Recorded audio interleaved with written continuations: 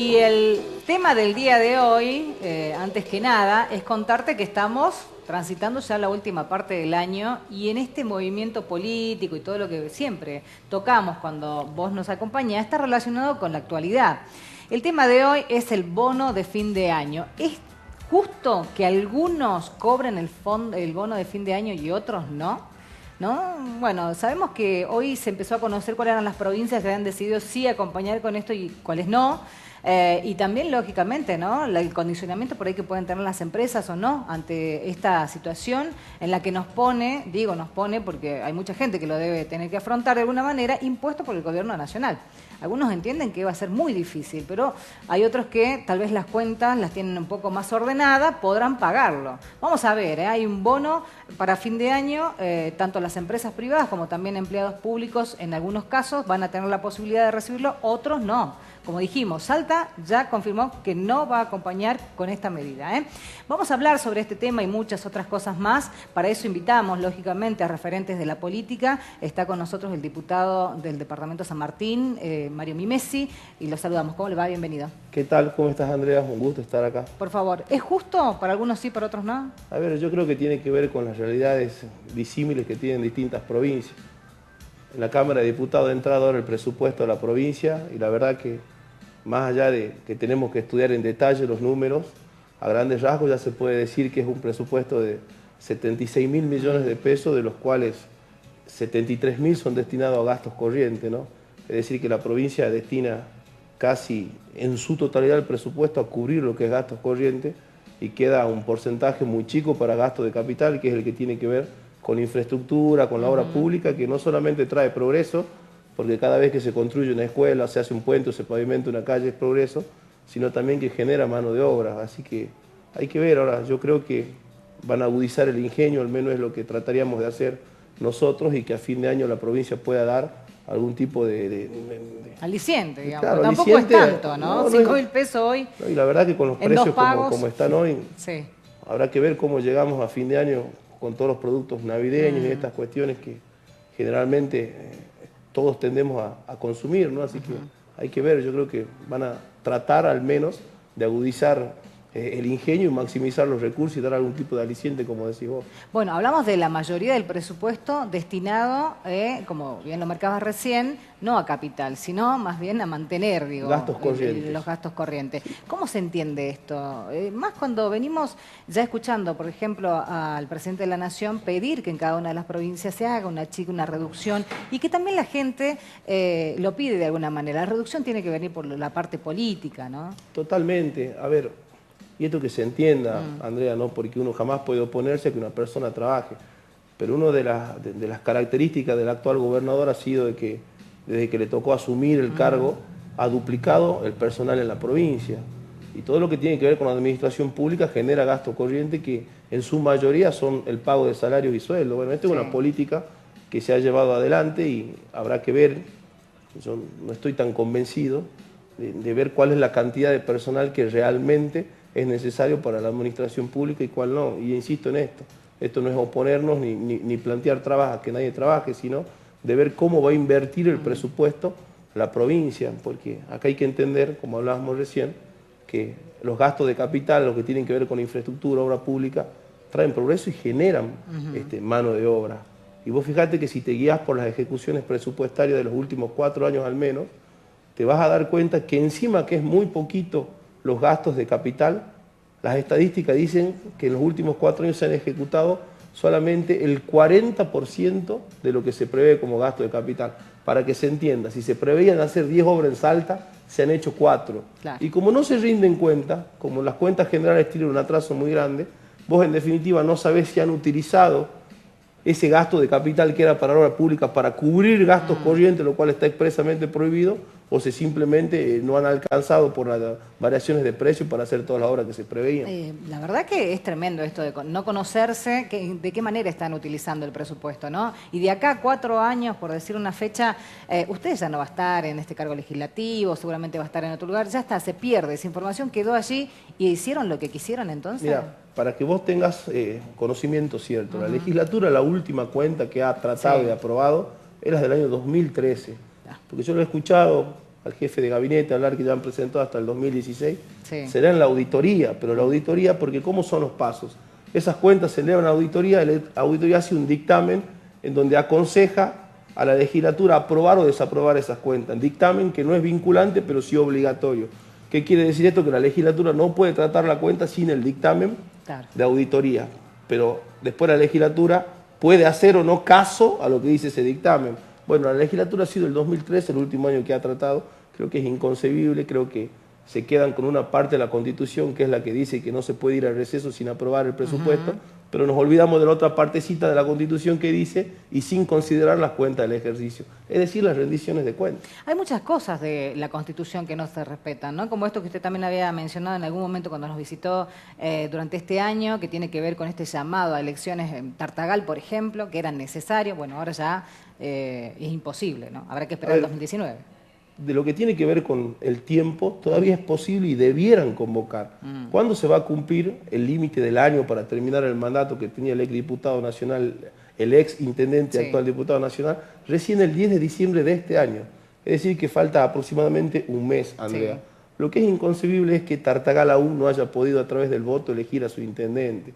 Y esta es una muestra más de que en Salta, si bien somos todos iguales ante la ley, no lo somos ante los ojos de los jueces. Es una barbaridad que se haya atropellado así la Constitución. Y el daño no se lo han hecho a un partido político, no se lo han hecho al radicalismo, se lo han hecho a todo el pueblo que se lo ha privado del más hermoso y el más excelente derecho que tiene una democracia, que es que se elija con el voto a quien lo va a dirigir, a quien lo va a representar, en este caso al intendente, en donde yo noto que hay complicidad del poder político, es decir, del ex intendente y actual gobernador, que muchas veces han fingido tirarse piedras, pero yo creo que a la noche se tiran flores, y la justicia, obviamente, porque el amparo nosotros lo presentamos ante la Corte, diciéndole que el gobernador cumpla con la función que tiene, que es convocar elecciones. Acá hay un gobernador que no cumple la Constitución y hay una justicia que no la hace cumplir, claramente. Si no cumple la Constitución, ¿no? ¿Cómo puede entonces intentar ser presidente, ¿no? Yo lo que creo Pregunto, ¿cómo lo ve usted? Yo lo que creo que muchas veces, cuando uno lo ve en Mirta Legrand sentado con Fantino, hasta tengo ganas de creerle. Si no fuese que soy salteño y he visto la realidad de Salta, hasta le creo, porque uno lo ve hablar con tanta naturalidad de la transparencia de Salta cuando hace 5 años no rinden cuenta, se lo ve hablar con tanta naturalidad del respeto a las instituciones cuando no respetan ni la propia Constitución, que bueno, yo creo que a la hora de vender espejitos de color, a la hora de vender grandes ilusiones, es un capo en eso el actual gobernador, pero creo que los salteños ya el buzón no lo comemos más.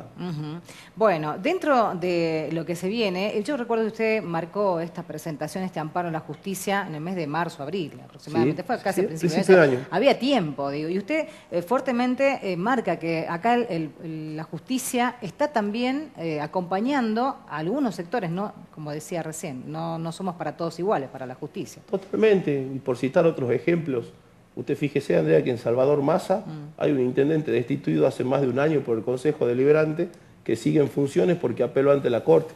Ojo, apelar es un derecho que tiene. Lo que es inconcebible es que la Corte tarde más de un año en decidir. En Aguaray, por venirnos un poquito más hacia el sur, hay un ex intendente denunciado por el actual intendente por malversación de fondos en lo que él cree que era el funcionamiento de la cooperadora asistencial.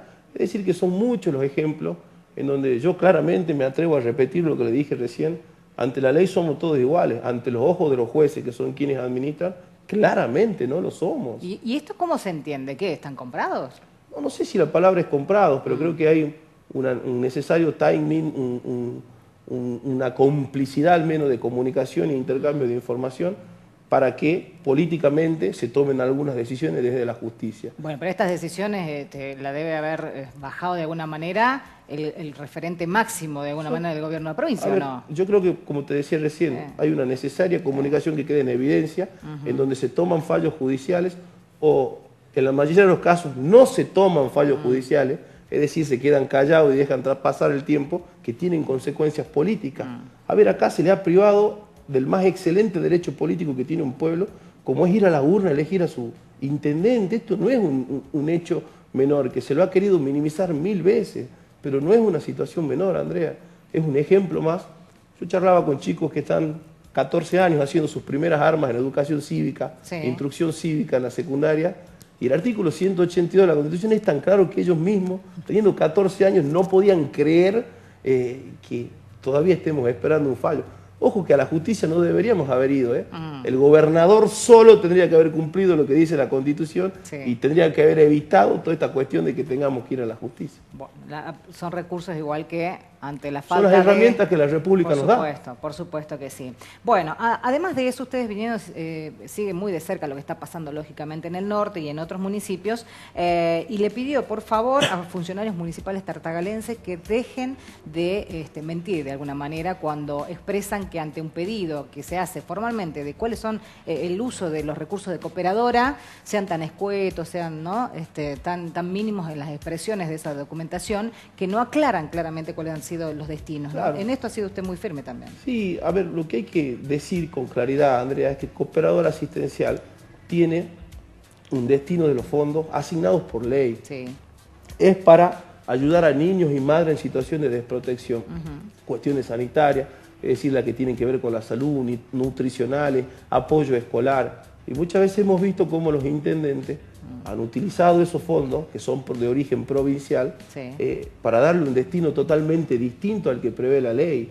Por ejemplo, hemos visto, compra de alimentos para perros, cotillón y librería, que se contrata personal para hacer un relevamiento informático. Y uno por ahí dice, eso podría entenderse en una ciudad que no tengan ni siquiera un chico con problemas de alimentación, que no tengan ni siquiera una madre soltera en situación de desprotección, donde no haya ni siquiera un vecino que pida un pasaje porque tiene que venir derivado a Salta u otro lugar por cuestiones de salud. Y sabemos que la realidad no es esa, que sí hay muchos vecinos que están necesitando la asistencia del Estado a través de la cooperadora. Entonces, sobre eso hemos cargado. Y estamos tan mal acostumbrados a creer que el diputado solamente está para declarar de interés provincial la fiesta del tomate o del pomelo en Colonia Santa Rosa, o para de vez en cuando hacer un reconocimiento a algún deportista o artista destacado de la provincia, y nos olvidamos que la principal función que tienen los legisladores es ejercer el control. Control no es denunciar, control ni siquiera es un derecho, es un deber que tenemos los legisladores. Denunciar es algo posterior y sobre todo eventual, de que cuando vos en el control encontrás algo que crees que puede ser una irregularidad y vas a la justicia, que es lo que hemos hecho. No queda otra, son las herramientas. Eso es una república. También acompañando a la corrupción, la denuncia de corrupción en la obra pública en San Lorenzo. Además de ver por su propio departamento, por el cual fue elegido, también, lógicamente ya como autoridad de la Unión Cívica Radical, también viendo otros lugares, ¿no? Sí, ahí sobre todo los diputados del departamento capital que tenemos han tenido una fuerte presencia y están siguiendo muy de cerca lo que pasa en San Lorenzo con estas edificaciones y demás, en donde algunos sostienen que tienen que ver con no respetar el patrimonio histórico, ¿no? Son cuestiones que también la estamos siguiendo y más de cerca los diputados de Capital. Bien, bueno, y para cerrar, usted ya pasó la elección de la Unión Cívica Radical y ahora se viene, lógicamente, el momento ya de tomar formalmente este lugar, ¿no? Esto va a ser este viernes. Así es, este viernes 16, en el Comité Provincial acá de la ciudad de Salta, en la calle Mitre, vamos a tener la asunción formal ya de las autoridades y va a ser un momento muy importante en donde están absolutamente invitados todos los radicales de la provincia, los amigos que sin ser radicales quieran participar, y creo que es continuar con un trabajo que se viene haciendo que ha permitido que el radicalismo vuelva a tener vida en la provincia, vuelva a tener vocación de poder y vuelva a tener presencia. Hace unos años teníamos una historia que no queremos volver a repetir más, en donde veníamos de intervenciones sin tener relevancia en el esquema político de Salta, y vos fijate que hoy son muchos los propios y extraños, es decir, de otros partidos políticos, que están viendo, siguiendo cuáles son los pasos del radicalismo, porque claramente tenemos importancia en el mapa político de Salta. Bueno, y en esa importancia que tienen además, no es menor para las autoridades también, o legislativas nacionales, porque va a estar Martín Lustó, acá el diputado nacional. Así es, Martín Lustó nos va a acompañar en esta asunción. Martín, aparte de ser diputado nacional, es una persona que ha tenido un diálogo muy fluido con nosotros, particularmente conmigo, hace rato, y quizás por una cuestión generacional y de visión de política, creo que representa una figura que ha trascendido lo que es la provincia y la capital federal y se para como un claro referente que creo yo puede tener grandes chances de ser un líder del radicalismo a nivel nacional. Bien, muchas gracias por venir. Gracias a vos, Andrea, a tu disposición. Por favor, nosotros hacemos un corte nada más, ya seguimos, como siempre, con miras, a través de Facebook Live que pasa Salta y también en Tele 10 después a la noche.